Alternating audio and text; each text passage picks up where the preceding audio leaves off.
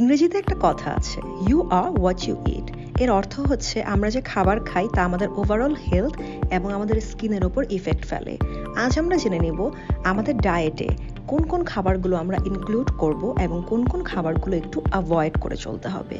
High fibre food and vegetable. High fibre food যেমন oatmeal, brown bread, brown rice, এগুলো কিন্তু access oil থাকে না, ফলে এই ফুডগুলো আমাদের স্কিনের অয়েল কন্ট্রোলেও সাহায্য করে। Fluids and natural juices. Fluids and natural juices আমাদের স্কিনকে হাইড্রেটেড রাখে, ফলে স্কিনের এক্সেস সিবাম কন্ট্রোল হয় এবং স্কিনকে হেলদি রাখায়। Foods rich in omega 3 fatty acids. Cold water fish এবং টুনা, স্যামন, এতে রয়েছে ওমেগা 3 ফ্যাটি অ্যাসিড, যা স্কিনের এক্সেস সিবাম কন্ট্রোল করে এবং এর পাশাপাশি এতে অ্যান্টি ইনফ্ল্যামেটরি এবং অ্যান্টি অক্সিডেন্ট প্রপার্টিসও রয়েছে।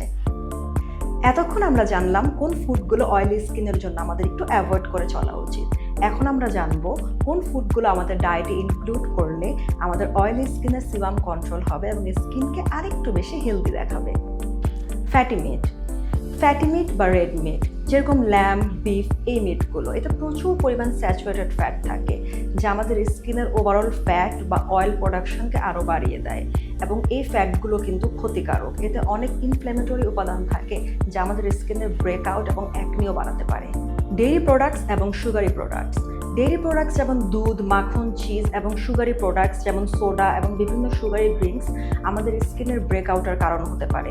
এটি স্কিনে অনেক বেশি ইনফ্ল্যামেশন ক্রিয়েট করে, ফলে স্কিনে অ্যাকনি, ব্রেকআউটের প্রবলেম হয়। Deep fried food and salty snacks. French fries, potato chips বা ফ্রাইড চিকেন, এই সবগুলো ফুডেই রয়েছে অনেক বেশি পরিমাণে ট্রান্স ফ্যাট, যা আমাদের স্কিনকে আরও বেশি অয়েলি করতে পারে। যাদের অলরেডি অয়েলি স্কিন, তারা যদি আরও বেশি ডুবো তেলে ভাজা খাবার খায়, তাহলে কিন্তু সিবাম প্রোডাকশন বেড়ে যায়, এর ফলে ব্রেকআউট সহ আরও অনেক সমস্যা দেখা দিতে পারে।